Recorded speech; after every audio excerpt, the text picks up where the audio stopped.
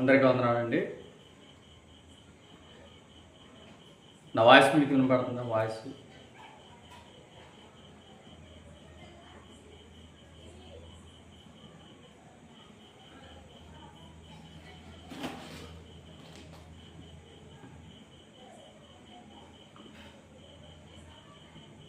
వినిపిస్తుందండి. వాయిస్ త్వరగా బర్ణత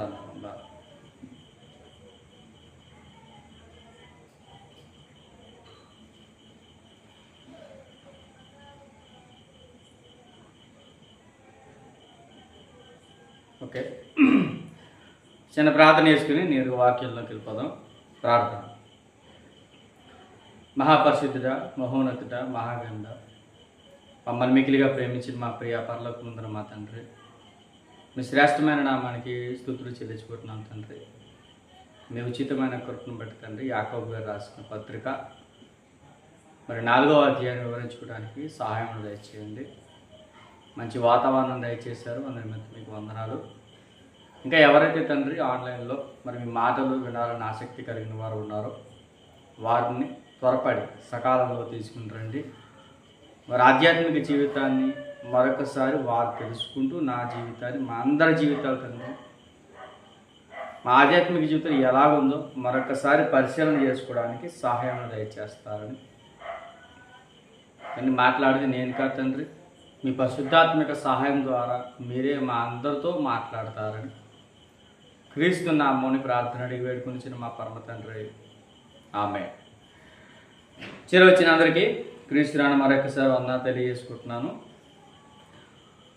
దేవుని కృపను బట్టి మరొకసారి మీ సన్నిధిలో ఈ విధంగా నన్ను నిలబెట్టిన దేవాదేవునికి నిండు కృతజ్ఞతాస్తుతులు చెల్లించుకుంటూ మరి లోతైన విషయాల్లో మనం ధ్యానించుకునే ప్రయత్నాలు చేద్దాం. ఈరోజు కూడా ఒక అధ్యాయాన్ని వివరించుకుందాం. రేపటి దినాన్ని కూడా త్వరగానే మరొక అధ్యాయాన్ని వివరించుకుని యాకోబు రాసిన పత్రికను మనం ముగించుకుందాం. వెళ్ళే ప్రయత్నాలు చేద్దాం. యాకోబు గారు రాసిన 4వ అధ్యాయాన్ని వివరించుకుందాం. అందరూ కూడా జాగ్రత్తగా వినడానికి ప్రయత్నం చేయండి. ఇక్కడ యాకోబు గారు 2 సందర్భాల గురించి మాట్లాడుతాడు. 4వ అధ్యాయం. ఒకటేంటంటే పోరాటాలు. అంటే పోరాటాలు అనేవి రావడానికి ముఖ్య కారణం హెచ్చు తగ్గు లేదా పోరాటం. అంటే ఎక్కువగా ఈ అధ్యాయంలో మనకు కనబడుతున్న విషయం ఏంటంటే పోరాటాల గురించి ఎక్కువ కనబడుతుంది. అంటే పోరాటాలు అనే సందర్భం ఏదంటో ఆ కాంటెస్ట్ ఏదైతుందో ఆ సబ్జెక్ట్ ఏదైతుందో ఆ సబ్జెక్టు దేవుని నుంచి వచ్చినది కాదు. ఇది శరీరానికి సంబంధించినటువంటి ఒక విషయం. ఈ విషయం అంటే పోరాట ప్రతిఫలకు ఏవైతే ఉన్నావో ఈ పోరాటాలు దేవుని దగ్గర నుంచి వచ్చినది కాదు. దేవుని దగ్గర నుంచి వచ్చినవి ఏవో ఆ విషయాలు మీకు తెలియాలని యాకోబు గారు ఈ పత్రిక ద్వారా మనందరితో మాట్లాడుతున్నారు. అందుకని బాగా వింటే బాగా ముగించే ప్రయత్నం చేస్తున్నారు. మీలో యుద్ధములను పోరాటములను దేని నుండి కలుగుచున్నవి? అంటే యుద్ధాలు పోరాటాలు దేని నుండి కలుగుచున్నవి? మీ అవయవములో పోరాడు మీ భోగేచ్ఛలు. మీ అవయములలో అంటే పోరాటం అంటే ఏదో యుద్ధాలు అంటే ప్రపంచ యుద్ధాలు కాదు, లేదా దేశానికి సంబంధించిన యుద్ధాలు కాదు, వీటి గురించి కాదు. యుద్ధములు పోరాటాలు ఎక్కడి నుంచి వచ్చాయి అంటే మన శరీరములో అంటే మన అవయవములో ఉండేటువంటి భోగేచ్ఛలు. అంటే సొంత కుటుంబంలో కూడా పోరాటాలు ఉన్నాయి. సొంత కుటుంబాల్లో కూడా ఏమున్నాయంటే భోగేచ్ఛలు ఉన్నాయి. సొంత కుటుంబాల్లోనే ఒకడంటే ఒకడు పడదు, ఒక కుటుంబం అంటే మరొకడు పడదు, ఒక కుటుంబం అంటే అంతెందుకండి. పడ్డటి కాపురం బాగుంటే ఒక కాపురం బాగుంది, ఒక లేదా ఇద్దరు అన్నాదమ్ములు ఉన్నారు, ఇద్దరు అన్నాదమ్ములు బాగుంటే అప్పటి వరకు అన్నాదమ్ములు ఎవరవుతున్నారు? అన్నాదమ్ములు ఇద్దరు కలిసి వారి జీవితం అలాగ సాఫీగా వెళ్తుంటే ఎప్పుడైతే వాళ్ళకి మ్యారేజ్ అయ్యిందో, ఈ మ్యారేజ్ అయిన తర్వాత అన్న బాగుంటే తమ్ముడు బాగోడు, తమ్ముడు బాగుంటే అన్న బాగోడు. వీళ్ళిద్దరు పరిస్థితులు ఎలా ఉన్నాయంటే అన్ని బాగానే ఉంటాయి, కానీ మధ్యలో పొలలు పెట్టే బ్యాచ్ ఎవరు చెప్పిన? భార్య. ఏమంటది భార్య? ఏమండి మీ తమ్ముడు ఆర్థికంగా బాగున్నాడు, వాడిని ఏదో విధంగా ఆర్థిక సహాయం అడగచ్చు కదా, లేదా మీ పరిస్థితులు బాగోలేనప్పుడు ఆ పండట్టి కాపురంలో చిచ్చులు పెట్టేటువంటి బ్యాచ్ ఎవరు ఉండరు? మన సొంత కుటుంబంలో ఉంటారు. ఇంకా బాగా వివరిస్తుంది కానీ బాగోదు చరిత్రలోకి వెళ్తే. అంటే కుటుంబాలు ఎలాగున్నాయంటే ప్రస్తుతం ఉన్న ట్రెండింగ్లో పోరాటాలు యుద్ధాలు ఎక్కడో జరగవు. మన అవయవాల్లో ఉన్నటువంటి భోగేచ్ఛలు అంటే మన అవయవాలు ఏం కోరుకుంటాయంటే ఫ్రీడమ్ కోరుకుంటుంది, ఆశ అనేది ఎక్కువ కోరుకుంటుంది. అన్నాడు కదా శరీర కార్యాలు. అంటే శరీర కార్యాలు ఏవైతున్నాయో శరీర కార్యాలు దేవుని నుండి వచ్చినవి కావు. అంటే శరీర కార్యాలు ఏవైతే ఉన్నావో శరీర కార్యాలు దేవుని నుండి వచ్చినవి కావు. ఈ శరీర కార్యాలు భోగేచ్ఛలు కూడా. ఈ భోగేచ్ఛల వలన ఏం జరుగుతుందంటే కాపురాల్లోనే కాదు దేశంలో కూడా యుద్ధాలు పోరాటాలు జరుగుతాయి. అంటే ఇప్పుడు 4వ అధ్యాయం మన అందరితో మాట్లాడుతున్న విషయం ఏంటంటే మన అవయవంలో ఉన్నటువంటి ఒక భోగేచ్ఛ ఉందంటే ఆ భోగేచ్ఛల వల్ల ఏ కలుగుతాయంటే యుద్ధాలు కలుగుతాయి, పోరాటాలు కలుగుతాయి. దానివల్ల చూడండి ఈ భోగేచ్ఛ నుండే కదా మీరు ఆశించుచున్నారు కానీ మీకు దొరకట్లేదు. అంటే వాడు బాగుంటున్నాడు కదా అని ఎంతో కష్టపడతాను. బాగా వినడం ఒక విషయం బాగా గుర్తుపెట్టుకోండి. ఒకడి దగ్గర ఆర్థికంగా స్తోమతను బట్టి వాడు చాలా బాగున్నాడు, అన్ని విధాలుగా సెటిల్ అయిపోయాడు. వాడు అన్ని రకాలుగా సెటిల్ అయిపోయిన తర్వాత వాడు ఒక ఇల్లు కట్టుకుంటుంటే ఆ ఇల్లు కట్టుకుంటున్నటువంటి కుటుంబం ఏదైతుందో ఆ కుటుంబాన్ని చూసి వేరొక వ్యక్తి ఏం చేస్తాడంటే వాడే కడతాడు, నేను కట్టలేనా అనేసి ఈయన ఏం చేస్తాడు చెప్పరా? పోటీగా అప్పటికప్పుడు ఇల్లు పడగొట్టేసి ఇల్లు కట్టేస్తాడు. మరి అడుగుతున్నాను, వీడి దగ్గర ఏముందంటే ఆర్థికంగా అన్ని విధాలుగా సెట్ అయ్యాడు కాబట్టి ఇల్లు కట్టుకుంటున్నాడు. నీ దగ్గర ఏమైనా ఉన్నా అంటే ఏమీ లేదు, ఏమీ లేకుండా నువ్వేం చేసావు? దిగేసావు, ఇల్లు కట్టేయాలి దిగేసావు. అంటే నీ దగ్గర ఆర్థిక స్తోమత లేకపోయినా నువ్వేం చేసావంటే వాడి మీద ఆశతో, అడియాసతో, అత్యాశతో నువ్వేం చేసావంటే నీ భోగేచ్చ లోపల ఒకటి ఉంటుంది, ఆడే కట్టడం నేను కట్టలేనా అని ఒక ఆశతో, ఒక తలంపుతో నువ్వు ఎప్పుడైతే ఎదుటోడు చూసి వాతలు వేసుకున్నావో అప్పుడు ఆయన అంటున్నాడు, అది నీకు దొరకదు. ఎందుకంటే వాడి దగ్గర డబ్బు ఉంది, వాడు ఎన్ని రకాలన్నా కట్టగలడు. కానీ నీ దగ్గర డబ్బు లేనప్పుడు నువ్వేం చేస్తావు? అప్పు తెచ్చి కడతావు. ఆ అప్పు రేపు పొద్దున్న ఏమవుతుంది? కుంపట అవుతుంది. రేపు పొద్దున్న కుంపట అయిపోతే నువ్వు ఏం చెబుతావు? ఇప్పుడు ఆత్మహత్యలు చేసుకుని చచ్చిపోతావు. ఎందుకని? అప్పులు కట్టలేక. అంటే ఎదుటోని చూసి మనం ఏం వేసుకుంటాడు? వాతలు వేసుకోకూడదు అంటున్నాడు దేవుడు. నేను అదే మాట్లాడుతున్నాను చూడండి. మీరు ఆశించుచున్నారు కానీ మీకు దొరకట్లేదు, నరహత్య చేదురు, మత్సరపడుతురు కానీ సంపాదించుకోలేరు. అంటే అదేదైతే ఉందో ఒక ఫ్రీడమ్గా ఉన్నటువంటి నీ జీవితంలో ఒక్కసారిగా భోగేచ్చలు ఎప్పుడైతే నీ జీవితానికి ఎంటర్ అయ్యాయో, అంటే నేను తిరగాలి, తాగాలి, అన్ని విధాలుగా సెటిల్ అయిపోవాలి అని అనుకుంటావు, కానీ నీ జీవితంలో అది తగదు. ఎందుకంటే నీకు ఒకటి ఉంది, ఏంటంటే అది అంటున్నాడు భోగేచ్ఛ. ఆ భోగేచ్చల నుంచి ఏం ఇవ్వాలంట? దూరం అవ్వాలి. ఆ భోగేచ్చల నిమిత్తం నువ్వేం చేస్తావు? నరహత్య చేస్తావు, మత్సరపడతావు, కానీ అది మాత్రం నీకు దొరకదు. చూడండి, పొట్లాడుతారు, యుద్ధం చేయుదురు, కానీ దేవుణ్ణి అడగనందున మీకు ఏమీ దొరకదు. మిమ్మల్ని అడుగుతున్నా, దేవుణ్ణి ఏదైనా అడిగితే దేవుడు మనకి ఇస్తాడా అంటే ఇస్తాడు, కానీ దాన్ని ఏం చేయాలి చెప్పండి? వెయిట్ చేయాలి, అడగాలి. అప్పుడు దేవుడు మొహమాట లేక మనతో మాట్లాడుతున్న విషయం ఏంటంటే, మనం దేవుణ్ణి అడగకుండా ఏదైనా ఒక పనిని ప్రారంభించామంటే ఆ పని ఏమవుద్ది అంటే ముందుకు కొనసాగదు. మరి ఏమవుద్ది? ఫెయిల్డ్. మరి అన్యులుగా పిలువబడుతున్న వారు అన్ని రకాలుగా అభివృద్ధి చెందుతున్నారే, మరి వాళ్ళకి మనకి వ్యత్యాసం ఏంటంటే, నిన్ను దేవుడు ఏమడుతుంటే ప్రార్థన జీవితంలో నువ్వు ప్రారంభం చేయి. వాడి గొడవ నీకెందుకు? వాడి గొడవ మనకు అనవసరం. నీ ఆధ్యాత్మిక జీవితంలో నీవు నమ్ముకున్న దేవుడు ఉన్నాడు, ఆ దేవుడిని వేయించేయాలంటే ప్రార్థనతోటి ప్రారంభం చేయాలి.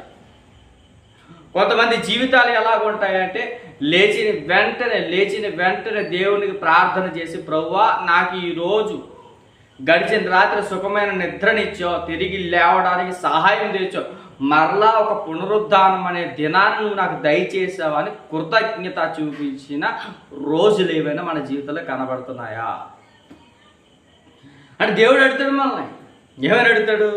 ఒక రోజైనా నా ఎదుట నిలబడి, నా ఎదుట సాష్టాంగ నమస్కారం చేసి, ప్రభువా నాకు ఈ రోజు ఇచ్చావని మనం ఏం చేయాలి చెప్పని? దేవునికి ప్రార్థనతో కృతజ్ఞత చూపించాలి.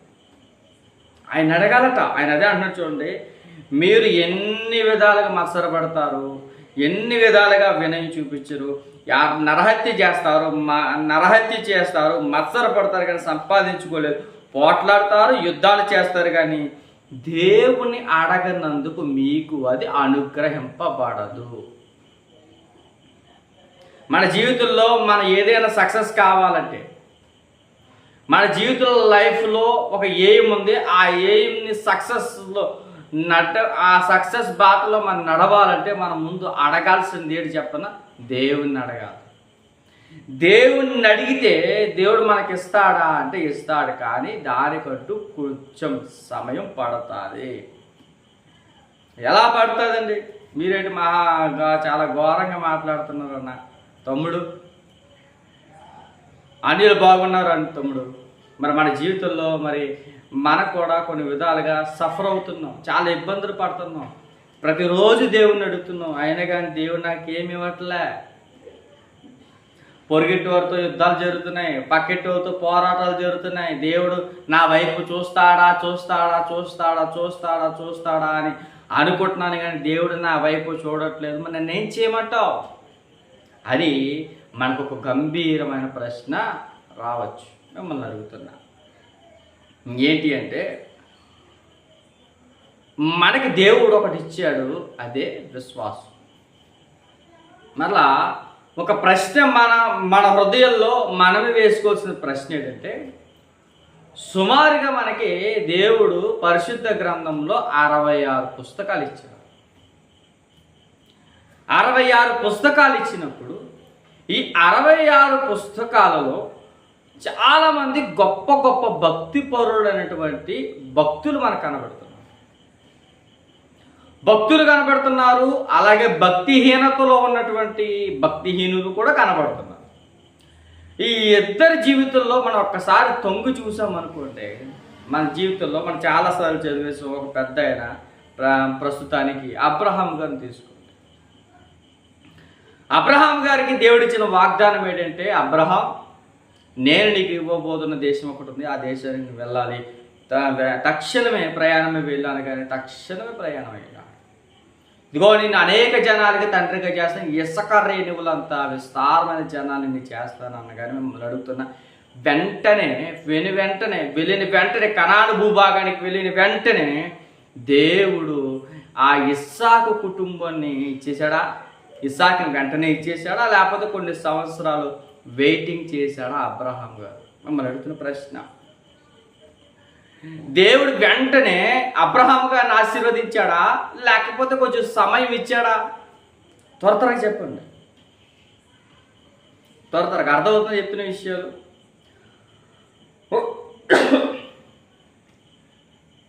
ఫాస్ట్గా రిప్లై అవ్వండి.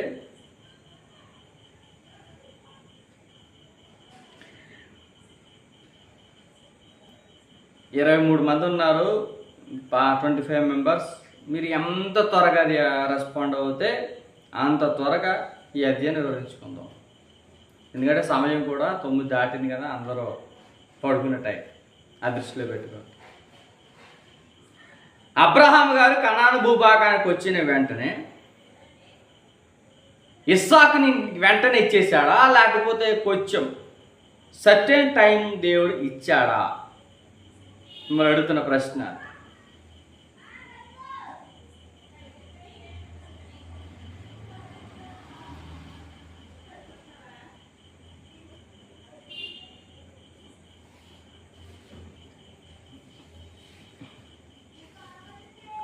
నా మాటలు వినబడుతున్నాయి మీకు?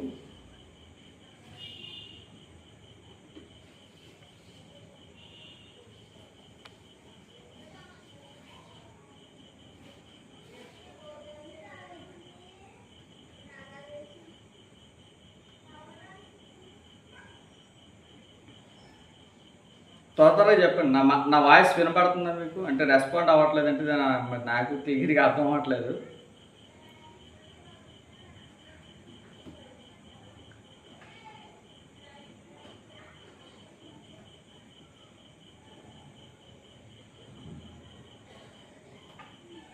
ఇంకా చాలామంది రావాలి.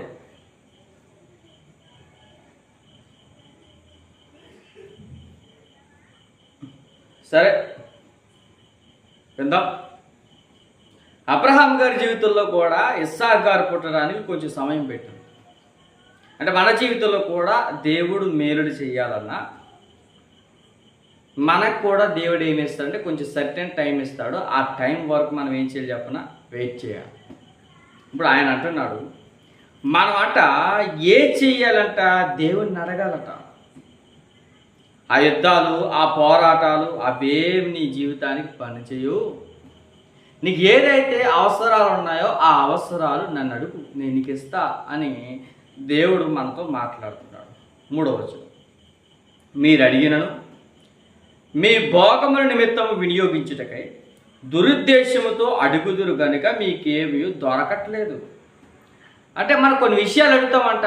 ఆ కొన్ని విషయాల్లో ఏముంటాయి అంటే మీ భోగముల నిమిత్తమే అడుగుతారట. అంటే మన ఆధ్యాత్మిక జీవితాన్ని గురించిన విషయాలు దేవుణ్ణి అడగమా అంటే అడగమంటాం. మరి దేనిని ఎక్కువ మనం అడుగుతామంటే మన ఆశలు, మన శరీర ఆశలు ఏవైతున్నాయో మన శరీర ఆశల్లో ఉన్నటువంటి కొన్ని కోరికలు ఉంటాయి మనకి. చెప్తున్నాను కదా, ఇల్లు కట్టుకోవాలని, జాబ్ కోసమని, గవర్నమెంట్ జాబ్ కోసమని, మంచి వివాహం జరగాలని, మనకి ఏవైతే ఉన్నావో వాటి నిమిత్తమే అడుగుతాం తప్ప, మన భోగముల నిమిత్తం అడుగుతాం తప్ప మన ఆత్మీయ జీవితాల విషయం గురించి దేవుని అడగమాట. ఆయన అంటున్నాడు చూడండి, మీరు అడిగినను మీ భోగముల నిమిత్తం వినియోగించుటకై దురుద్దేశంతో అడుగుతురు కనుక మీకేమయో దొరకట లేదు. అంటే మనం దురుద్దేశంతో అడుగుతాం దేవుణ్ణి. చూడండి, మన అప్పు చేసేసాం, 1,00,000 రూపాయలు 2 లక్షలు అప్పు చేసాం. 1,00,000 2 లక్షలు మనం దేని నిమిత్తం అప్పులు చేసామంటే మన అవసరాల నిమిత్తం అప్పు చేసాం. ఇప్పుడు అప్పు చేసిన తర్వాత నువ్వేం చేయాలి? వాడు ఇచ్చినవాడు కూడా కష్టపడి ఎంతో కొంత కష్టపడి నిన్ను నమ్మి 1,00,000 రూపాయలు 2 లక్షలు చేతిలో పెట్టినప్పుడు నువ్వేం చేయాలి? తిరిగి వాడికి ఇవ్వాలి. మనం ఏమంటాం చెప్పనా, ప్రభువా నాకు 1,00,000 2 లక్షలు అప్పు ఉంది ప్రభువా, నువ్వు అర్జెంటుగా ఏం చేస్తావంటే ఆ 1,00,000 2 లక్షలు రుణమాఫీ అయిపోవాలి దెబ్బకి. మరి ఆడేమైపోవాలి? మరి ఆడికి 1,00,000 2 లక్షలు అంటే ఇప్పుడు చాలా ఆర్థిక పరంగా చూసుకోవాలంటే అన్ని విధాలుగా ఆ 1,00,000 2 లక్షలు వదులుకోవడం కూడా ఏ వ్యక్తి కూడా ఇష్టం ఉండదు. ప్రభువా అర్జెంటుగా నేను అక్కడ ఉన్నాను, నాకు ఇలా సైట్ కావాలి, ప్రభువా నాకు అర్జెంటుగా ఇల్లు కట్టుకోవాలి, ప్రభువా అది కావాలి ఇది కావాలి, అవి ఇవి అడుగుతాం. ఎందుకని? మన అవసరాలు, ఆ అవసరాలు కూడా ఎలా ఉంటాయి, మన భోగం నిమిత్తం అడుగుతాం. అది అలా అడగకూడదు అన్నాడు దేవుడు. అలా అడగకూడదట.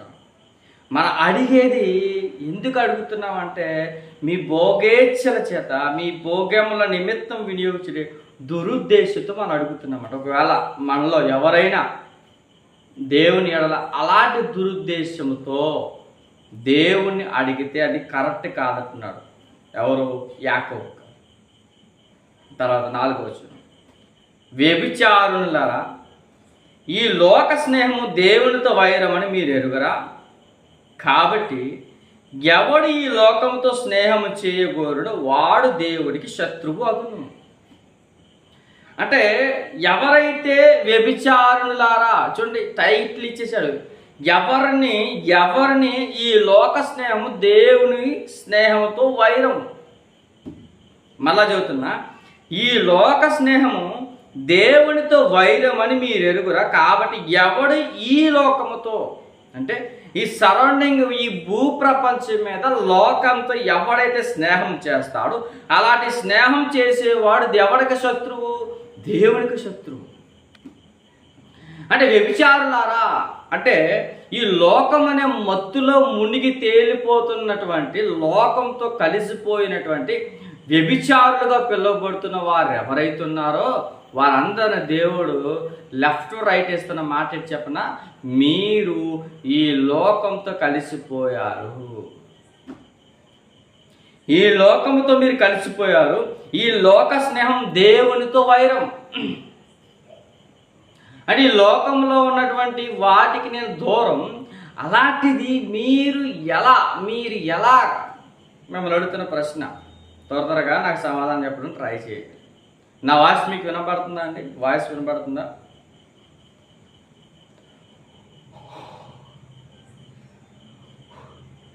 వాయిస్ వినపడుతుందా? వాయిస్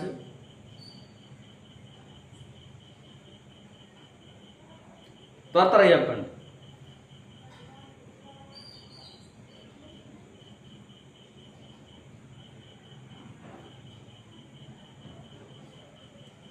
మెసేజ్ ఏం రావట్లేదు. కనసూయ యొక్క బాలరాజు గారు, బీకేకే, నిర్మల గారు త్వరగా వాయిస్ వినపడుతుందా? నా వాయిస్ మీకు వినపడుతుందా?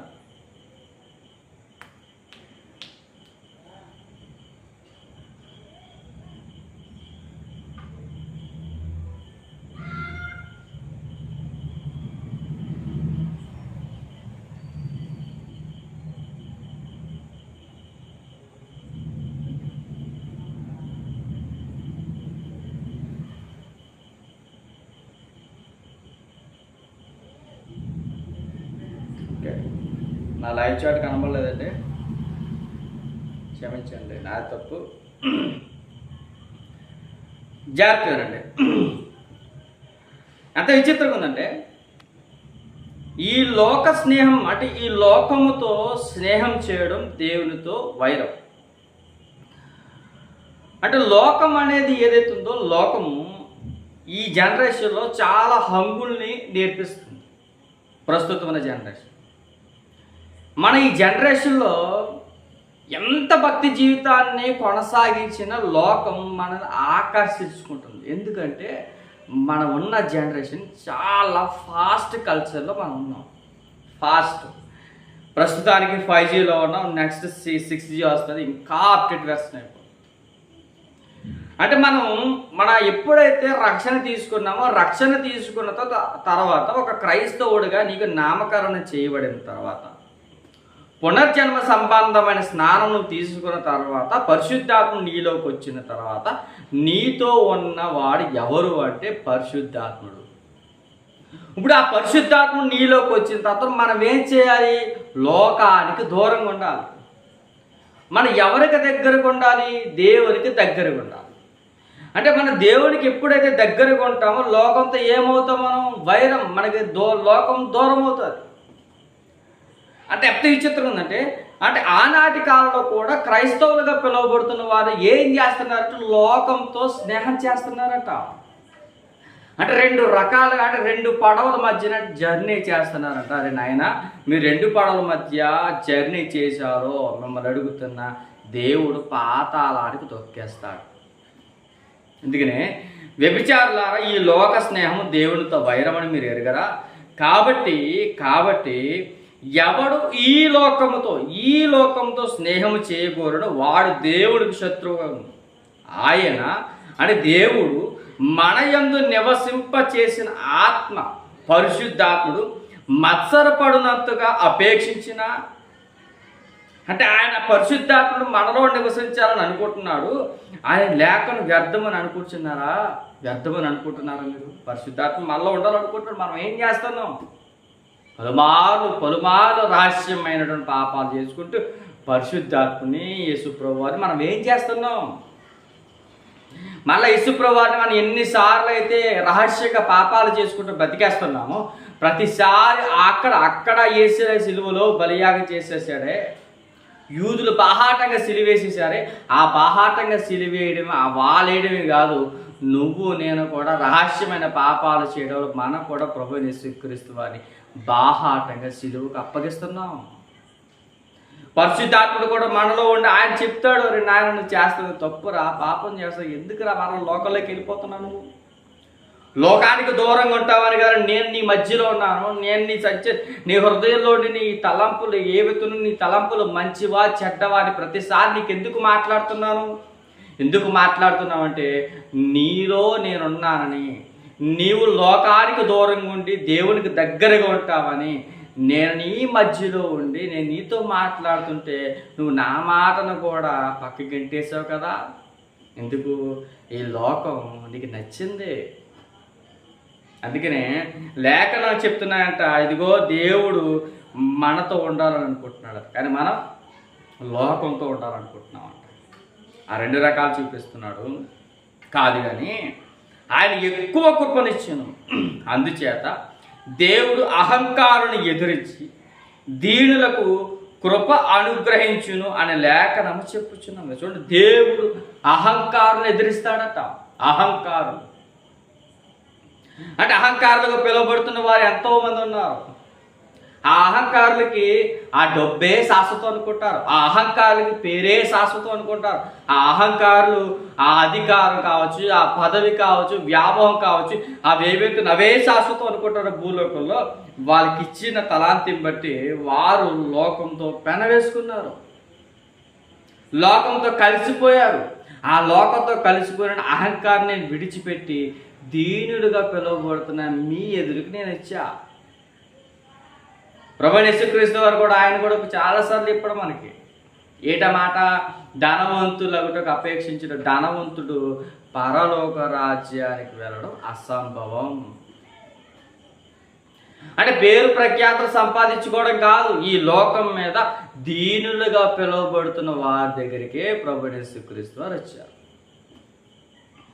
ధనవంతుల మధ్యలోనికి వెళ్ళినా కానీ చాలామంది ఆయన యాక్సెప్ట్ చేయలే.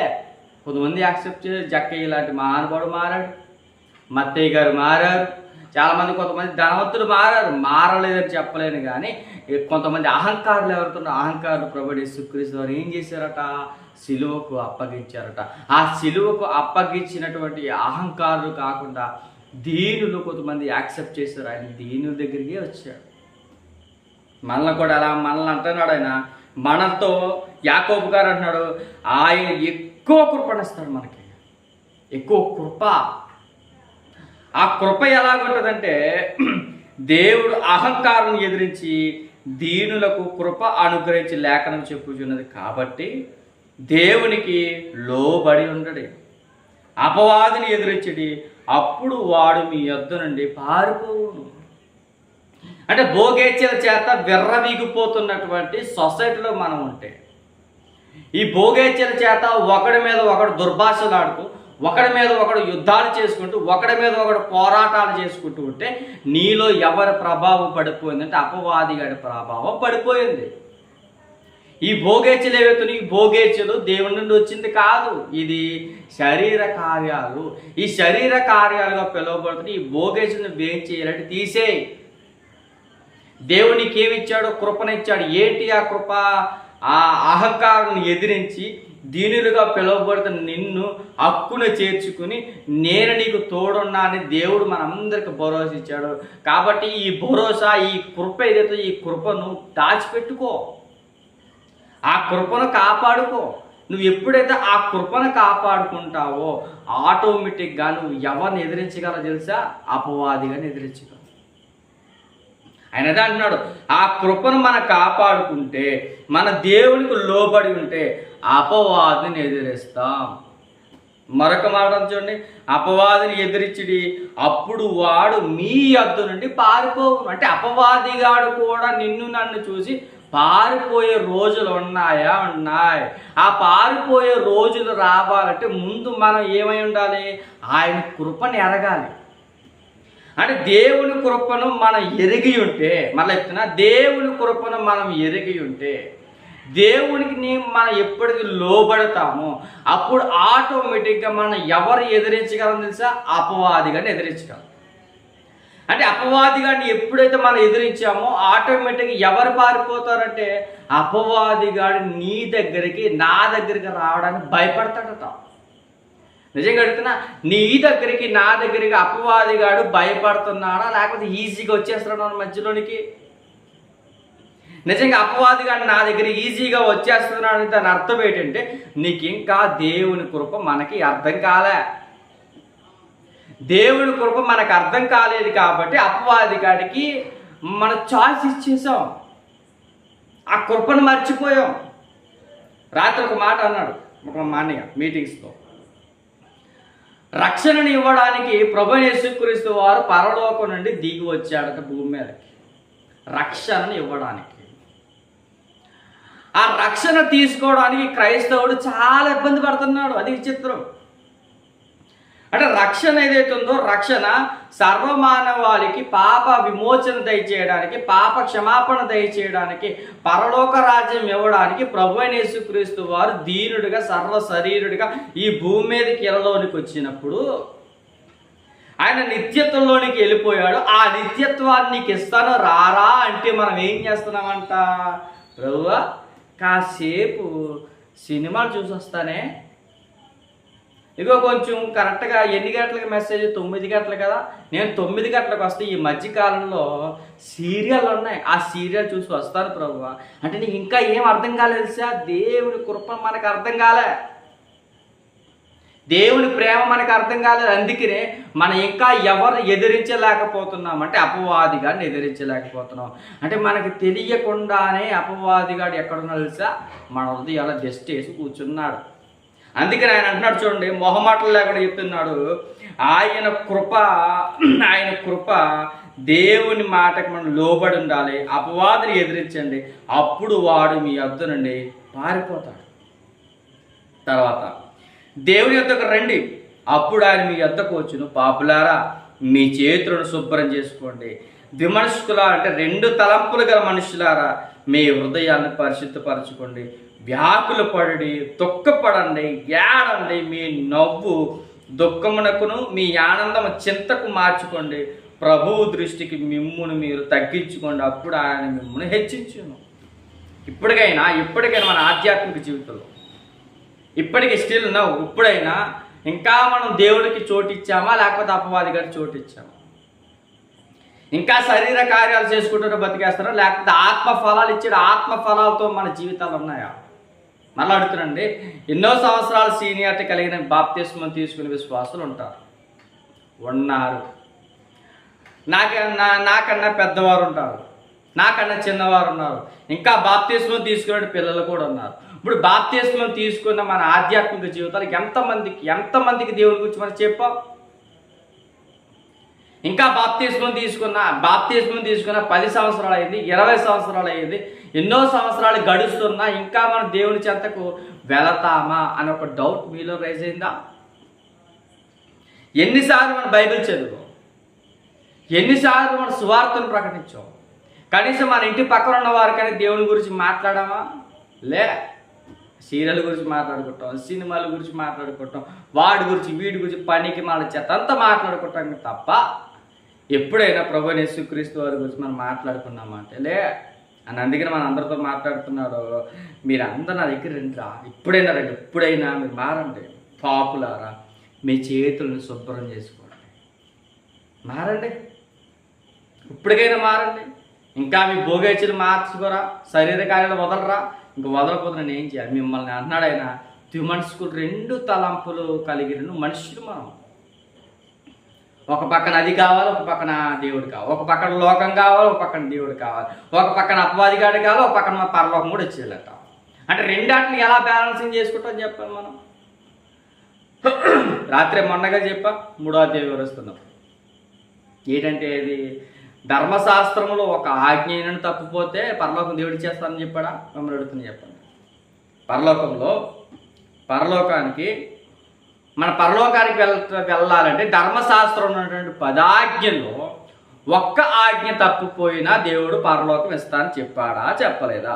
ఇస్తాడా, ఇవ్వడా? మరలా అడుగుతున్నా, త్వరగా చెప్పండి.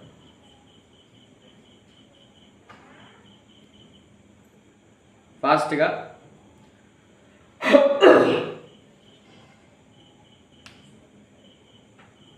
ఇవ్వడు.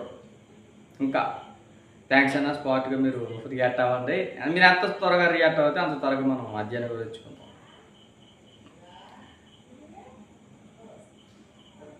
చూడండి, అంటే మరలా నేను ఒక విషయాన్ని మనకి అర్థం చేసుకునే ప్రయత్నాలు చేయండి. కేవలం ఎగ్జామ్కి సంబంధించిన విషయాలే కదా అని అనుకోకండి. ఎగ్జామ్కి సంబంధించిన విషయాలైనా యాకోబు గారు మనందరితో సూటిగా మాట్లాడుతున్నారు. మళ్ళీ చెప్తున్నా, నేను మీ సేవకుని కూడా కాదు, మీ సంఘ కాపరిని కూడా కాదు. కానీ ఒక్క వర్తమానం మనకు వినబడుతున్నప్పుడు దేవుడు ఈరోజు నీతో ఏం మాట్లాడాడో ఒకసారి ఆలోచన చేయండి. ఇంకా మన 2 తలంపుల మధ్యన బ్రతుకుతున్నామా?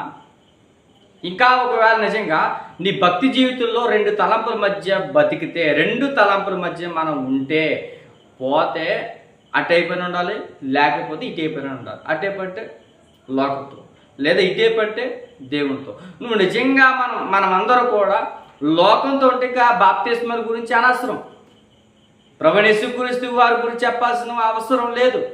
ఎందుకని? నువ్వు లోకంతో కలిసి ఉంటే నీకు నచ్చినట్టు బతుకు. ఓపెనింగ్ సినిమాకి వెళ్ళు, లోకంతో తిరుగు, ఏం చేయాలో చెయ్యి. దొంగతనం చేస్తావో, వ్యభిచారం చేస్తావో, కామకత్వంతో ఉన్నావో, నువ్వు ఏ పని చేస్తావో చేసుకో. శరీరకారం నీ ఇష్టం, నిన్నెవడు అడిగేవాడు లేడు ఈ భూమి మీద. నచ్చే 2వ కోణం ఉంది. అది ఏంటంటే పరలోక సంబంధించినటువంటి విషయాలు ఉన్నాయి, అవి ఆత్మఫలాలు. ఒకవేళ నేను బాప్తిస్మం తీసుకున్న తర్వాత నా ఆత్మ అనేది ఒకటి ఉందని, ఈ ఆత్మ పరలోకానికి వెళ్ళాలంటే ఈ భూమి మీద ఉన్నప్పుడు ఈ ఆత్మీయ జీవితంలో కొన్ని సమస్యలు ఎదురవుతాయి. అపవాదిగాడు నన్ను పరలోకానికి వెళ్లకుండా చేయడానికి అపవాదిగాడు పలుమార్లు నా దగ్గరికి వస్తాడు. ఆ అపవాదిగాడు నా దగ్గరికి వచ్చిన తర్వాత నేనేం చేయాలి? ఆ అపవాదిగాడిని ఎదిరించాలంటే మొదట నువ్వు దేవునికి లోబడాలి, దేవుని ప్రేమించాలి. ఆనాటి కాలంలో 66 పుస్తకాల గ్రంథాలు, ఎంతోమంది భక్తులు ఎలా బతికారు, వారి భక్తి యొక్క జీవితంలో నా భక్తి జీవితం ఎవరికి సింక్ అయింది? అబ్రహాం గారు కనబడుతున్నారు. అబ్రహాం గారి జీవితం నా జీవితం ఒకలాగే ఉందని చదువుతున్నారా? యోబు గారు ఎన్నో శ్రమలు పడ్డాడు. యోబు గారిలాగా కుటుంబం అంతా కోల్పోయాడు. యోబు గారు తన ఆస్తిని అంతా కోల్పోయాడు. యోబు గారు కొడుకుల్ని కుమారులు అందరూ చనిపోయారు. అయినా యోబు గారు లాంటి శ్రమలు నా మీదకి వచ్చినప్పుడు నేను యోబు గారు ఎలా నేను నిలబడాలి? యోబు ఎలా నిలబడాడు అలా నిలబడగడుతున్నా నేను. అరే సువార్తను ప్రకటిస్తుంటే ఆనాటి కాలంలో అపోస్తులు ఎవరున్నారు? అపోస్తుల మీద రాళ్ళు రువ్వారు. నా మీద రాళ్ళు రువ్వితే అవును అపోస్తులు ఆ రోజు సువార్త ప్రకటిస్తే రాళ్ళు కొట్టారు కదా, ఓకే నాకు అపోస్తులు మాదిరి. అరే సువార్తను ప్రకటిస్తుంటే తిడుతున్నారే, ఆ అపోస్తులు తిట్టారే. అరే ధర్మశాస్త్రాన్ని చదువుతున్నప్పుడు చాలామంది కొన్నెర్ర చేశారే, యేసుక్రీస్తు వారు చెప్పారనుకున్నారు. అరే సువార్తను ప్రకటిస్తుంటే రాలిచ్చి రువ్వి నా పలుమారు నన్ను నిందించి హింసించారే, స్టెఫెన్ గుర్తు చేసుకో. అరే ఫ్యామిలీ జీవితంలో కుటుంబంలో ఎన్నో ఇబ్బందులు కూడా ప్రయాణం చేస్తున్నానంటే ఎంతోమంది సంసార జీవితాలు మనకు కనబడుతున్నాయి బైబిల్లో. మరి అంతమంది జీవితాలు, భక్తుల యొక్క జీవితాలు మనం ముందర పెట్టినప్పుడు ఇంకా మనం ఏం చేస్తున్నామంటే లోకంతో స్నేహం చేస్తున్నామంటే దాని అర్థం ఏంటి చెప్పనా? అపవాది గారికి ఇంకా మన హృదయంలో స్థానం ఇచ్చాం. అది కరెక్ట్ కాదన్నాడు ఆయన. అందుకనే మన బాప్తిస్మం తీసుకున్న తర్వాత ఇప్పటికైనా ఇది నాకు కూడా వర్తిస్తుంది, మీకు కూడా. మన అందరికీ దేవుడు మాట్లాడుతున్నాడు. బాప్తిస్మం తీసుకున్న తర్వాత మనం ఎప్పుడైతే దేవునికి లోబడతామో ఆ లోబడే తత్వాన్ని బట్టి అపవాదిగాడు మన దగ్గరికి రావాలంటే చెప్తున్నా జడుసుకోవాలి. అమ్మో వీటి దగ్గరికి వెళ్ళకూడదని జడుసుకోవాలి, అలా ఉండాలి. తర్వాత చూద్దాం. ఇగో మీరు మన దగ్గరికి వెళ్ళాలంటే మనం ఆయన దగ్గరికి వెళ్ళి ఆ రెండు తలపుల మధ్య మనం ఉన్నామని ఒకవేళ గుర్తెరిగితే దేవుని దగ్గరికి వచ్చి ఆడవండి. ప్రభువా ఇప్పటివరకు తెలిసి తెలియక నేను పాపం చేసిందని క్షమించు ప్రభువా, నువ్వు ఇప్పటికైనా నేను మారుతాను. ఇగో నా చూపులు బట్టి, నా మాటలు బట్టి, నా ప్రవర్తన బట్టి, నా నడవడికను బట్టి, నా క్రియలు బట్టి నిన్ను పలుమార్లు దూషించేటో నన్ను క్షమించు, నన్ను కాపాడు. ఇగో ఇప్పటి నుంచి నా ఆధ్యాత్మిక జీవితంలో నా వంతు నేనుగా సువార్తను ప్రకటిస్తూ, నా వంతు నేనుగా నా ఆధ్యాత్మిక జీవితం, నా కుటుంబాన్ని రక్షించుకుంటూ, నా పిల్లలకి సువార్తను ప్రకటిస్తూ, నా పిల్లల్ని ఎందు భయభక్తులు కలిగి నడిపిస్తాను ప్రభువా అని ఇప్పటికైనా ఏడవమని యాకోబు గారు మన అందరితో మాట్లాడుతున్నాడు. ఏడవండి. మిమ్ముని మీరు ప్రభువు దృష్టికి మిమ్ముని మీరు తగ్గించుకోండి. మనం తగ్గించుకోవాలి. అహంకార బుద్ధి అని మనకు ఉండకూడదు. అహంకారంతో ఉండకండి, మిమ్మల్ని మీరు తగ్గించుకోండి, అప్పుడు ఆయన మిమ్మల్ని హెచ్చించును. చూడండి, ఎప్పుడైతే మనం తగ్గించుకుంటామో ఆయన హెచ్చిస్తాడు. మనమే హెచ్చింపు దశలోనికి వెళ్ళిపోవాలనుకుంటే నేను చెప్తున్నా దేవుడు పాతాళానికి తొక్కేస్తాడు. అంటే సుమారుగా ఈ 4వ అధ్యాయం 10వ వచనం వరకు మనందరితో దేవుడు మాట్లాడుతున్న విషయం అంటే భోగేచల వలన యుద్ధాలు, పోరాటాలు జరుగుతాయి. కుటుంబంలో కావచ్చు, దేశంలో కావచ్చు, రాష్ట్రంలో కావచ్చు, ప్రపంచవ్యాప్తంగా కావచ్చు.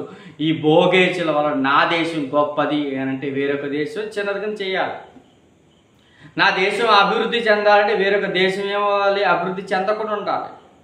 నా రాష్ట్రం బాగుంది, పక్క రాష్ట్రం బాగోలేదంటే ఈ భోగేచల వలన ఏమవుతారంటే ఒకడికి ఒకడి మీద దుర్భాషలు ఆడుకుంటూ, ఒకడి మీద ఒకడు యుద్ధాలు చేసుకుంటూ, ఒకడి మీద ఒకడు పోరాటాలు చేసుకుంటారు. కానీ అంత శూన్యం.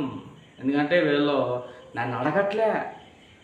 అంటే మన విశ్వాస జీవితంలో కూడా మనకు కూడా ఏం చేయాలంటే అని అంటున్నాడు, వెయిట్ చేయాలి. దేవుడు ఆ కార్యం తలపెట్టేంత వరకు వెయిటింగ్ చేయాలి. యాకోబు గారు చూడండి, ఇస్సాకు గారు దాంపత్య జీవితంలో కూడా సుమారుగా 20 సంవత్సరాలు, అంటే మ్యారేజ్ అయిపోయిన తర్వాత ఆయనకు సుమారుగా 40 సంవత్సరాలు పెళ్ళైంది. ఇస్సాకు గారు పిల్లలు లేరు.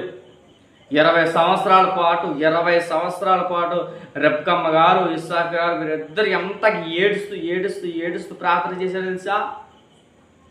ఇస్సాకు కూడా ప్రార్థన చేశారు, ప్రభువా ఏంటి ప్రభువా అంటే. సుమారుగా యాకోబు యాసోబులు వీరిద్దరు కూడా రెబ్కమ్మ గారి గర్భం నుంచి రావడానికి సుమారుగా వారి దాంపత్య జీవితంలో 20 సంవత్సరాల సమయం పట్టింది. వెయిట్ చేశారు. అంటే నీ జీవితంలో కూడా మేలులు జరగాలంటే, నీ జీవితంలో గొప్ప క్రియలు జరగాలంటే నువ్వు కూడా ఏం చేయాలి చెప్పనా? వెయిట్ చేయి. దేవుడు నా జీవితంలో ఒక కార్యం చేస్తాడు అనే ఒక నమ్మకంతో ఉంటే నీ కుటుంబంలో దేవుడు ఎప్పుడైతే కార్యాలు చేయాలో అప్పుడే కార్యాలు చేస్తాడు. అప్పటి వరకు నీ విశ్వాస జీవితాన్ని కాపాడుకో. అపవాది గారికి అవకాశాలకు దేవుని ఎలా భయభక్తులు కలిగి నిలబడండి. దేవుడు మనకి సహాయం చేస్తాడు. ఈ విషయాలు దేవుడు మనందరితో మాట్లాడుతున్నాడు. త్వరగా 11వ వచనం, సహోదరులారా, ఒకనికి విరోధముగా ఒకడు మాట్లాడుకుని తన సహోదరునికి విరోధముగా మాట్లాడి తన సహోదరునికి తీర్పు తీర్చివాడు జాగ్రత్త నుండి తన ఒకనికి విరోధముగా ఒకడు మాట్లాడుకుని. ఒకవేళ మనం ఒకడి మీద విరోధంగా మనం మాట్లాడితే తప్పట. తన సహోదరునికి విరోధముగా మాట్లాడి తన సహోదరునికి తీర్పు తీర్చివాడు ధర్మశాస్త్రమునకు వ్యతిరేకముగా మాట్లాడి ధర్మశాస్త్రమునకు తీర్పు తీర్చుచున్నాడు. మీ అందరికి అర్థమవుతుందా? మరలా చెబుతున్నా. తన సహోదరునికి ఏం చేశాడంటే ఈ పెద్దయినా? తన సహోదరునికి విరోధముగా మాట్లాడి తన సహోదరునికి తీర్పు తీర్చువాడు ధర్మశాస్త్రానికి విరోధముగా మాట్లాడతాడు. అంటే ఇద్దరు వాగోపవాదాలు విన్న తర్వాత ధర్మశాస్త్రానుసారంగా తీర్పు తీర్చడం అని జరగట్లేదు అనుకుని కొన్ని సందర్భాలు ఉన్నాయి. ఇప్పుడు ధర్మశాస్త్రమునకు వ్యతిరేకముగా మాట్లాడుతూ ధర్మశాస్త్రము తీర్పు తీర్చుచున్నాడు వాడు. అంటే నేను ధర్మశాస్త్రంగానే తీర్పు తీరుస్తున్నానని అంటాడట, కానీ ధర్మశాస్త్రం వ్యతిరేకంగా మాట్లాడుతుంది. అలాంటప్పుడు నీవు ధర్మశాస్త్రమును తీర్పు తీర్చిన ఎడల ధర్మశాస్త్రము నెరవేర్చువాడు కాక న్యాయము విధించువాడు అయితే. అంటే ధర్మశాస్త్రానుసారంగా నువ్వు నీకు నచ్చినట్లుగా చేస్తున్నావు, అది కరెక్ట్ కాదు అని ఇప్పుడు మనకి యాకోబు గారు కొన్ని విషయాలు చెప్తున్నారు. త్వరగా ఒక్కడే ధర్మశాస్త్రము నియమించి న్యాయము విధించువాడు. చూడండి, ఒక్కడే ధర్మశాస్త్రము నియమించాడట, న్యాయమును విధించువాడట. ఆయనే రక్షించుటకును నశింపచేయుటకును శక్తిమంతుడై ఉన్నాడు. పరునికి తీర్పు తీర్చుటకు నీవు ఎవడు? చూడండి, కింద కనబడుతుంది తీర్పరి. ఒకడే ఉన్నాడట, ధర్మశాస్త్రమును నియమించి న్యాయమును విధించువాడు. బాగా వినండి, ఒక్కడే ధర్మశాస్త్రము నియమించే న్యాయమును విధించువాడు. ఆయనే అంటే ప్రభువైన యేసుక్రీస్తు వారే రక్షించుటకు నశింపచేయుటకును శక్తిమంతుడై ఉన్నాడు. అంటే ఆయన అంటే ఎవరు? ప్రభువైన యేసుక్రీస్తు వారు. ఇప్పుడు ప్రభువైన యేసుక్రీస్తు వారు రక్షించడానికి, ధర్మశాస్త్రానుసారంగా రక్షించడానికి, ధర్మశాస్త్ర ప్రకారంగా నశింపచేయడానికి ఆయన శక్తిమంతుడై ఉన్నాడు. కాబట్టి పరునకు తీర్పు తీర్చే నువ్వెవడు? నువ్వు తీర్పు తీర్చడానికి సరైనవి కాదు. నేడైనను రేపైనను ఒక పట్టణమునకు వెళ్ళి అక్కడ ఒక సంవత్సరం నుండి వ్యాపారం చేసి, అంటే సుమారుగా 11-12 జాగ్రత్త, అంటే 11-12 ధర్మశాస్త్రాన్ని గురించిన విషయాలు. అంటే ధర్మశాస్త్రానుసారంగా తీర్పు తీర్చాలనుకుంటున్నావు. ధర్మశాస్త్రంలో తీర్పు తీర్చడానికి ఒక పెద్ద నియమింపబడ్డాడు. ఆయనే ప్రభువైన యేసుక్రీస్తుడు. ఆయనే శక్తిమంతుడు, ఆయనే తీర్పు తీర్చేవాడు, ఆయనే న్యాయం విధించేవాడు, ఆయనే రక్షించేవాడు, ఆయనే ఇంకేం చేస్తాడంట? నశింప చేసేవాడు కూడా ఆయనే. ఎవరు? ప్రభువైన యేసుక్రీస్తు. అలాంటిది పరులకు తీర్పు తీర్చడం నువ్వెవడు? అంటే 11-12 ధర్మశాస్త్రములో ఉన్నటువంటి వాదోపవాదాల గురించి మాట్లాడుతున్న సందర్భం ఇది. 11-12. ఇప్పుడు 13వ వచనం. 13వ వచనం మనకి అర్థమవుతున్న విషయం, నేడైనను రేపైనను ఒకానొక పట్టణమునకు వెళ్ళి అక్కడ ఒక సంవత్సరం ఉండి వ్యాపారం చేసి లాభం సంపాదించుకుందాం రండి అని చెప్పుకుని వారలారా. అంటే బిజినెస్ మ్యాన్ యాటిట్యూడ్. అంటే ఒక వ్యాపారం చేయడానికి సుమారుగా తన ఊరిలో ఉండడానికి ఫెసిలిటీస్ లేవు. తను ఉంటున్నటువంటి ఒక ఊరు ఏదైతుందో ఆ ఊరిలో వ్యాపారం చేయడానికి అవకాశాలు లేనప్పుడు అంటే ఎంత ఇక్కడ వ్యాపారం ఎంత చేసినా లాభం రాదని అతనికి అర్థమైనప్పుడు ఆయన ఏం చేశాడంటే వేరొక ఊరు వెళ్దాం, వేరొక ఊరు వెళ్ళి ఆ ఊరిలో వ్యాపారం చేద్దామని అనుకుంటున్నాడట. అనుకుంటే చూడండి అక్కడ కనబడుతున్నాడు, మనమంతా 1 సంవత్సరం ఉండి వ్యాపారం చేసి లాభము సంపాదించము రండి అని చెప్పుకుని వారా రేపేమి సంభవించింది మీకేమి తెలియదు, మీకు తెలీదు. అంటే రేపేం జరుగుతుందో మిమ్మల్ని అడుగుతున్నా. ఇప్పుడు నెక్స్ట్ మినిట్ ఏం జరగబోతుందో మీకు తెలుసా? మిమ్మల్ని అడుగుతున్నా. నెక్స్ట్ మినిట్ లేదా 1 గంట అయిపోయిన తర్వాత నీ భవిష్యత్తు నీకేంటో నీకు తెలుసా? 1 గంట, నేను నిమిషం కూడా అడగట్లే, 1 గంట అయిన తర్వాత నీ భవిష్యత్తు నీకు తెలుసా? త్వరగా రెస్పాండ్ అవ్వండి. తెలీదు.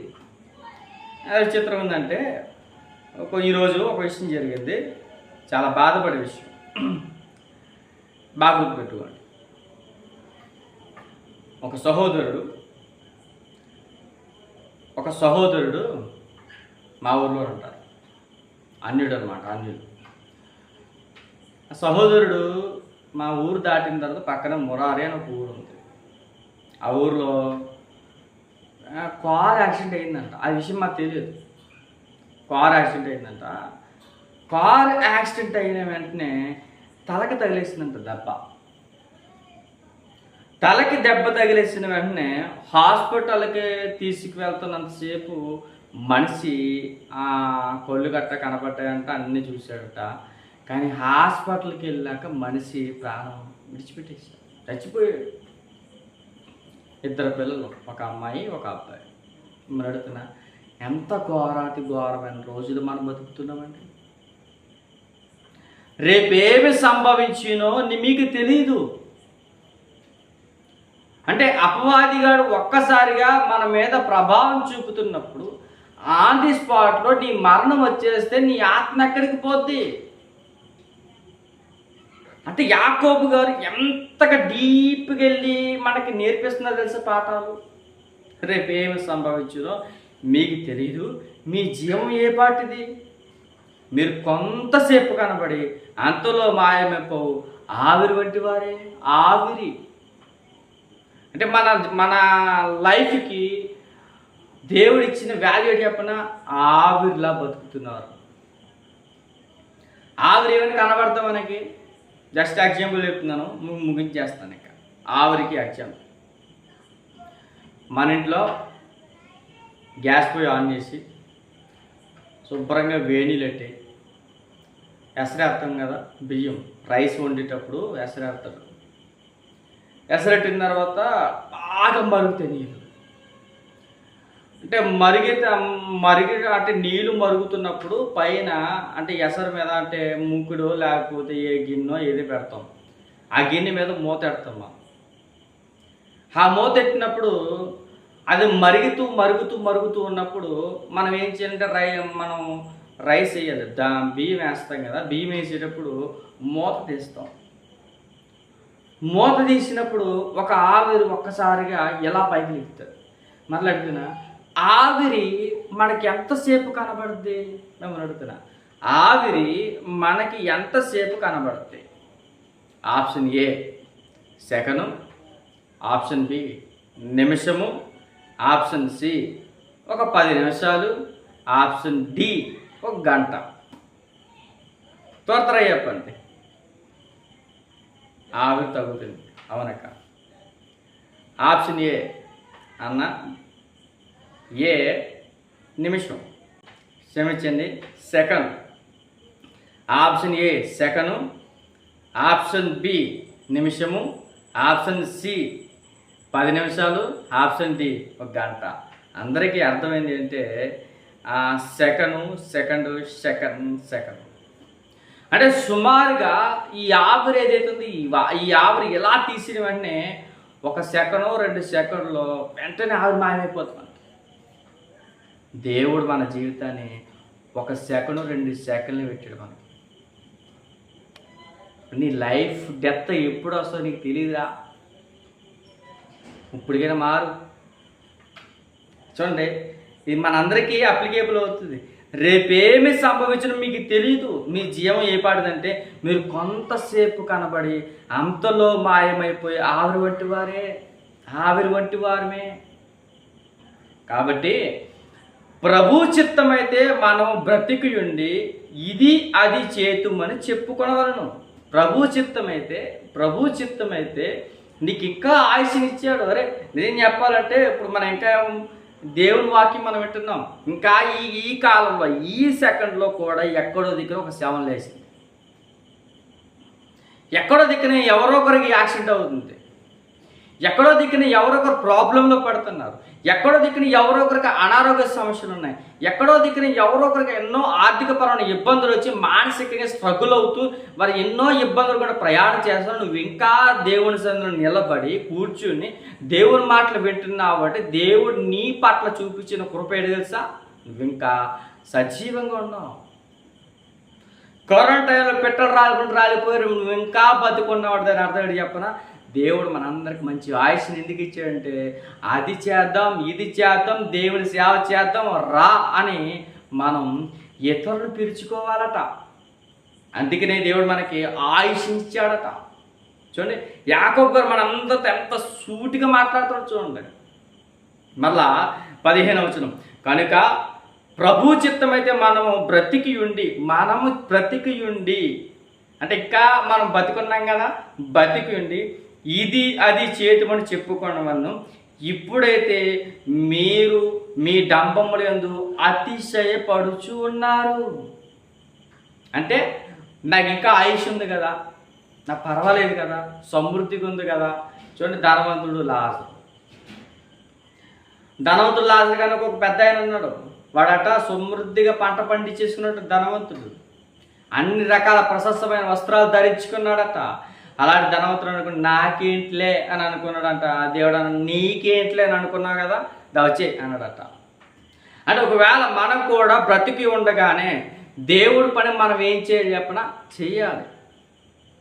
ఒకవేళ నాకేంట్లే అని అనుకున్నామంటే మీ డంబములు ఎందుకు అతిశయపడుచున్నారు, ఇట్టి అతిశయమంతయు చెడ్డది.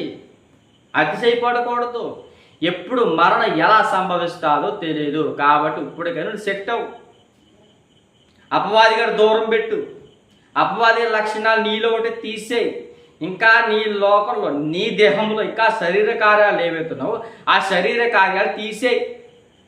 ఉన్నదే కొద్ది కాలం. ఈ కొద్ది కాల ఆయుష్కాల జీవితంలో ఇచ్చినటువంటి జీవితంలో నీ ఆత్మ ఏదైతే నీ ఆత్మ పరలోకానికి వెళ్తాదా నరకానికి వెళ్తాదా అనే డిసైడ్మెంట్ నీకు తెలిసినప్పుడు ఇంకా నువ్వు లోకం వైపు మగ్గుతూ తిరుగుతూ ఉంటే నువ్వు చచ్చిపోయిన తర్వాత నీ ఆత్మకున్న ఉపయోగం ఏంటంటే నరకం.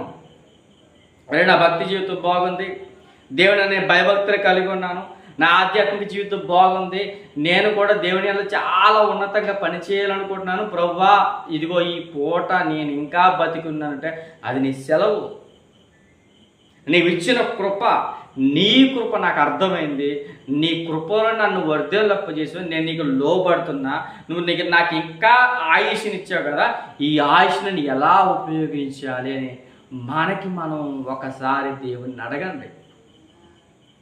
చివరి మాట, కాబట్టి మేలైనది చేయనెరుగు అలాగు చేయువానికి పాపము కలుగును.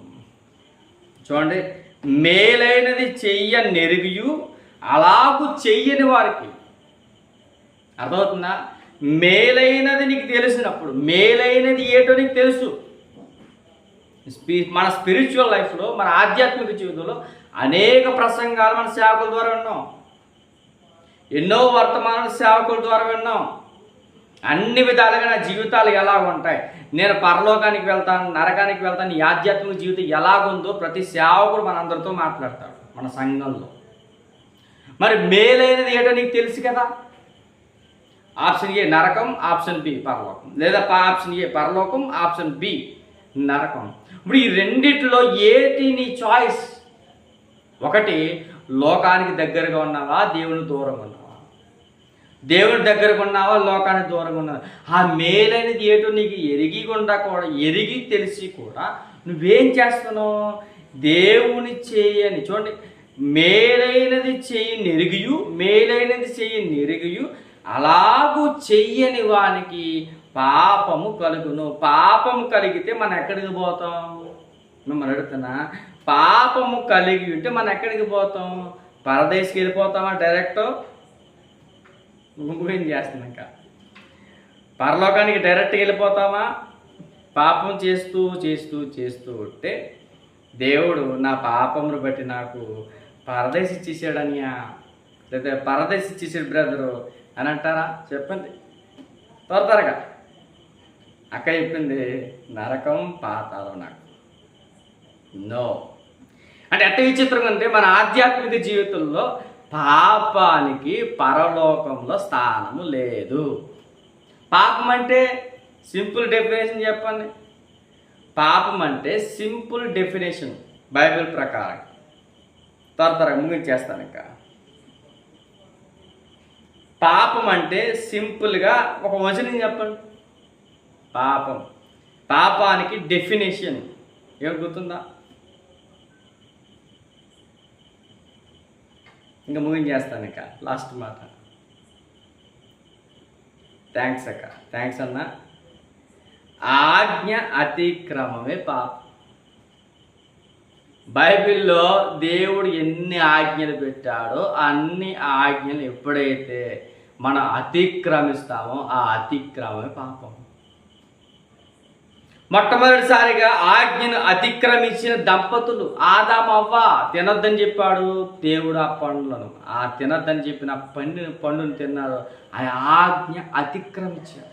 అందుకనే పాపం భూమి మీద ఏలడం స్టార్ట్ అయింది. అంటే ఎప్పుడైతే మనం ఆ దేవుని యొక్క ఆజ్ఞను అతిక్రమిస్తామో ఆ ఆజ్ఞ అతిక్రమం వలన పాపం వెళ్తాము. కాబట్టి నువ్వైనా నేనైనా మనం అందరూ కూడా దేవుని యొక్క ఆజ్ఞను అతిక్రమించామంటే మనం కూడా ఏం చేసినట్టంటే పాపం చేసినట్టు. పాపం చేసిన వాడికి పరలోకంలో స్థానం లేదు, నరకానికి పోవడమే. ఇప్పుడు యాకోబు గారు మన అందరితో మాట్లాడుతున్నాడు. నువ్వు ఒకవేళ నీ జీవితంలో భోగేచ్ఛలు ఉంటే భోగేచ్ఛల్ని తీసేయి. నీ భోగేచ్ఛల ద్వారా దేవుణ్ణి నాకు అది కావాలి ఇది కావాలి నువ్వు అడక్కు. నువ్వు అలా అడిగితే అది నీ దుర్యాలోచన. నీ దుర్యాలోచన నుంచి వచ్చినటువంటి దీన్ని నేను అసలు పట్టించుకోను. ఇది నువ్వు ఒకవేళకి అది ఇచ్చినా నువ్వు దాన్ని ఏం చేస్తావంటే నీ సొంత ఉద్దేశంతో దురుద్దేశంతో దాన్ని వాడుకుంటా తప్ప నా దగ్గరకు నువ్వు రావు. ఇప్పటికైనా మారు. ఆ భోగేచ్ఛల వలన యుద్ధాలు జరుగుతున్నాయి, పోరాటాలు జరుగుతున్నాయి. ఎన్ని జరిగినా విచిత్రమైన మీరు నన్ను అడగకపోతే మీకు అవేమీ రావు. ఇదిగో నీ జీవితంలో ఇంకా ఇంకా మీరు ఎన్నో చేయాలనుకుంటున్నారు, కానీ మీరు రెండు తలంపుల మధ్య ఉన్నారు. ఈ రెండు తలంపుల మధ్య మీరు బతికితే నా కృప మీకు అర్థం కాలే, నా ప్రేమను మీకు అర్థం కాలే. మీరు సాతాను ఎదిరించడానికి కూడా మీకు శక్తి కావాలంటే నా కృప మీకు కావాలి. నా కృపను మీరు తీసుకోండి దేవుడు యాకోబు గారితో మాట్లాడుతున్నాడు. ఇక ధర్మశాస్త్రంలో ఉన్నటువంటి అనేకమైన తీర్పు తీర్చడానికి వచ్చేస్తారు, కానీ ఆ తీర్పులు తీర్చాలంటే ఆయనే ఉండాలి, ప్రభువైన యేసుక్రీస్తు. ఇంకో రేపు ఏమి సంభవిస్తుందో మనకు తెలియదు. రేపు ఏమి సంభవించడం నీకు నాకు తెలియదు. మనం ఆవిరితో మన ఆత్మను మన ఆవిరితో పోల్చాడు మన జీవితాన్ని యాకోబు గారు. ఆవిరిలాగా బతుకుతున్నాం మనం. అలా ఉంటున్నాం. ఎలా ఉంటున్నాం మనం కూడా ఒకసారి మన ఆత్మిక జీవితాన్ని బట్టి ఒకసారి మనం ఆలోచన చేసుకోవాలి.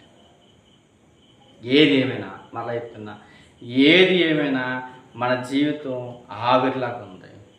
ఇన్ని తెలిసినా మనం ఇంకా అది చేద్దాం ఇది చేద్దాం దేవుని ఎడల దేవుని చిత్తానుసారంగా బ్రతుకుదామని ఎప్పుడైతే మనం డిసైడ్ అవుతామో దేవుడు ఇంకా నీకు ఆశీర్వదిస్తాడు. నీకు ఇంకా దేవుని గురించి తెలిసిన, దేవుని కృపానికి ఇంకా తెలిసిన, మనం ఇంకా డంబాలు చెప్పుకుంటూ బతికామో దేవుడు నిన్ను పాతాళానికి గెంటేస్తాడు, పాతాళానికి పోకుండా. కాబట్టి మనం మేలైనది చేయడానికి దేవుడు అవకాశాలు ఇచ్చిన మేలైనది చేయకుండా మనం ఇంకా దేవుణ్ణి ఏం చేసింది చెప్పిన చెయ్యని వారిగా మనం ఉంటే అది కూడా ఒక పాపమే. మనం ఎలాగున్నాం అనే విషయాలు యాకోబు గారు 4వ అధ్యాయం మనకి నేర్పిస్తున్న పాఠాలు. ఈ 4వ అధ్యాయం మనందరితోటి యాకోబు గారు మాట్లాడారు. ఇందులో మన స్థితిగతులు ఎలాగున్నాయి, మన ఆధ్యాత్మిక జీవితాలు ఎలాగున్నాయి? లోకానికి దగ్గరగా ఉన్నాయా? దేవుని దగ్గరగా ఉన్నాయా? ఇంకా లోకానికి దగ్గరగా ఉంటే దేవుని దగ్గరకు వచ్చి ఏడవండి. దేవుని సన్నిధిలోనికి వచ్చి ఆయన మోకరించి ప్రార్థన చేసి, ప్రభువా ఇది నా జీవితం ఇది అని ఒక్కసారి మనం అందరూ దేవుని సముఖంలో ప్రార్థనాపూర్వకంగా మన చేసిన పాపాలు ఒప్పుకుంటే మరలా దేవుడు మనకి తోడుగా ఉంటాడు. దేవుడు ఈ కొద్ది మాటలు మనం ఎన్నికల్లో ఫలింప చేయని గాక. ఆమేన్. చిన్న ప్రార్థన చేసుకుందాం. ప్రార్థన. మహాపరిశుద్ధుడా, మహోన్నతుడా, మహాగణుడా, మమ్మల్ని మిక్కిలిగా ప్రేమించిన మా ప్రియ పరలోకముందున మా తండ్రి, మీ శ్రేష్టమైన నామానికి స్తుతులు చెల్లించుకుంటున్నాం తండ్రి.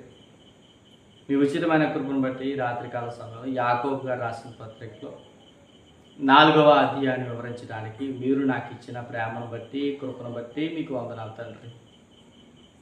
ఎటువంటి యోగ్యత లేని మా జీవితంలో తండ్రి మరలా మాకు ఇప్పటికీ తండ్రి మేము బతికున్నామంటే అది మీ కృప తండ్రి. మీ కృపలో మమ్మల్ని భద్రపరిచి, మమ్మల్ని కాపాడి, మమ్మల్ని పోషించి, మమ్మల్ని రక్షించి, ఇంకా ఈ రక్షణ సిద్ధాంతం ఏదైతుందండి, ఈ రక్షణ పరుగులో మేము ఇంకా నిలబడ్డామంటే అది మీ ఉచితమైన కృప తండ్రి. ఆ ఉచితమైన కృపను మేము ఎరిగి మీ ఎడల భయభక్తులు కలిగి మా జీవితాలు తండ్రి ఒకవేళ లోకానికి దగ్గరగా ఉన్నాయా, మీకు దగ్గరగా ఉన్నాయా అని మరొకసారి మా ఆత్మీయ జీవితాన్ని పరిశీలన చేసుకొని యాకోబు గారి ద్వారా తండ్రి అనేకమైనటువంటి విషయాలు మీరు మాతో మాట్లాడారు. నిజమే తండ్రి, ఆవిరి లాంటి జీవితాలతో మేము బతుకుతున్నాం తండ్రి. ఎప్పుడు మాకు మరణం వస్తుందో కూడా తెలియని రోజులు మేము బతుకుతున్నాం తండ్రి. ఏది ఏమైనా ఆవిరి లాంటి క్షణమైనటువంటి జీవితంలో మా బ్రతుకులు ఉన్నాయని మరొకసారి తెలియచేశారు. ఈ క్షణికమైన రెప్పపాటు తండ్రి జీవితంలో తండ్రి మా ఆత్మీయ స్థితులు ఎలాగున్నాయో మరొకసారి లేఖనాల ద్వారా మీరు మాతో మాట్లాడారు. అందుని బట్టి మీకు వందనాలు. ఇంకా తండ్రి మేము లోకానికి దగ్గరగా ఉంటే మమ్మల్ని క్షమించండి. మీకు దగ్గరగా ఉంటూ మేము చేసిన పాపాలని విడిచిపెడుతూ మీ సన్నిధిలో ఒక నమ్మకమైన విశ్వాసిగా, ఒక రక్షణ సిద్ధాంతాన్ని పట్టుకున్న వారిగా, మీ యందు భయభక్తులు కలిగి మేము మారడమే కాదు తండ్రి, మాతో పాటు అనేక మందిని మీ సన్నిధిలో తీసుకుని వస్తాం. మీకు తండ్రి మహిమార్థంగా, మీకు ఘనతగా మా జీవితాలు ఉండడానికి సహాయం దయచేయండి.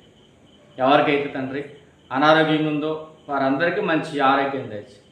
ఇంకా ఎవరైతే తండ్రి జాబ్ కోసం ట్రై చేస్తున్నారో వారు మంచి జాబ్ను దయచేయండి. ఇంకా ఎవరికైతే తండ్రి మ్యారేజ్ కాలేదో వారికి మంచి పార్ట్నర్ని దొరకడానికి సహాయం దయచేయండి. అలాగే తండ్రి ఇంకా వారు చేస్తున్న పనుల విషయంలోనూ, వారు చేస్తున్న పరిచర్య విషయంలోనూ చాలామంది సేవకులు కూడా ఉన్నారు తండ్రి. అలా సేవకులు కూడా తండ్రి వారి యొక్క సంఘాన్ని కాపాడండి.